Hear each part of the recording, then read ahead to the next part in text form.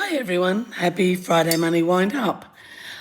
Excuse my voice, I've not been well, and so this is what you get at the moment.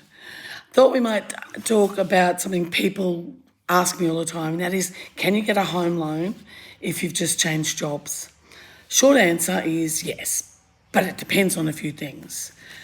This comes up all the time. Someone finally finds a better job, gets a pay rise, or moves into something more stable, and then immediately thinks, oh, great, now I probably can't get a home loan. Not necessarily. Changing jobs doesn't automatically hurt your chances, but how you've changed jobs matters a lot. So let's break it down properly. First, job changes aren't a deal breaker. There's this old belief that you have to be in a job for 12 months to get approved. Not really how it works anymore. Lenders are more flexible than people think, as long as your situation makes sense on paper. So what lenders actually care about is that they're just trying to answer one question. Is this income stable? That's it. And they look at a few key things to decide that. So, are you staying in the same industry? This is a big one. If you've gone from one admin role to another, fine. A nursing job to another, fine. One sales role to another, you're usually fine. It shows consistency, even if the employer changed. Where it gets trickier is if you've completely switched industries, like you've gone from a teacher to a real estate agent, a truck driver to a florist. You've gone from PAYG income to self-employed. That's when lenders start asking more questions. It's not impossible, but it needs to be handled properly. So, are you full-time, part-time or casual? Your employment type matters just as much as the job change. So if you're full-time or permanent part-time, much easier to work with. Casual usually need 6 months to 12 months history. There are some exceptions, but it does lower your chances with certain lenders. If you're got a contract role, again, depends on the length and the history of what you're doing. If you're moving into something less stable on paper, it can slow things down, but not always stop you. So are you still on probation? Now, this is a big one.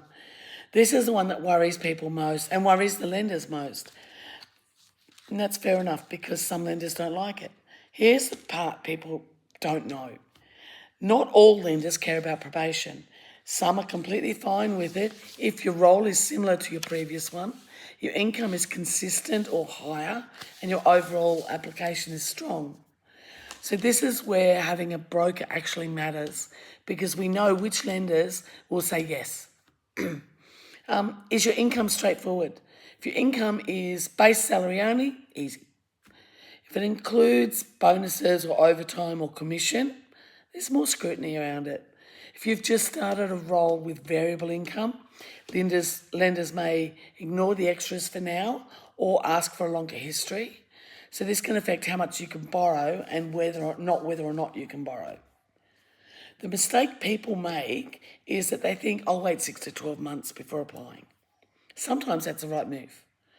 But often, you could have been approved now, you just didn't realise it. And you don't know unless you ask.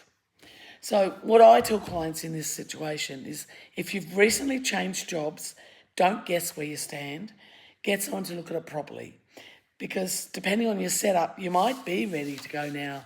You might need a different lender strategy. Or you might benefit from waiting a short period, not necessarily a full year. So timing matters. If you're planning to buy soon, try to avoid switching into casual or self-employed right before applying. Keep your income structure as clean as possible and hold off major changes until after the approval, if you can. But if the job change has already happened, don't stress. There's usually a way forward. Bottom line is, changing jobs doesn't kill your chances of getting a home loan, but it does mean your application needs to be positioned properly. And this is exactly where a mortgage broker earns their keep, matching your situation with the right lender instead of taking a one-size-fits-all approach. Final thought, if you've just made a career move, chances are it was for a really good reason. better pay, more stability, or a fresh start. This shouldn't automatically put your property plans on hold. You just need to know how to navigate it properly. So guys, have a great weekend. Happy Friday Money Wind Up. Hopefully I'll talk better next time.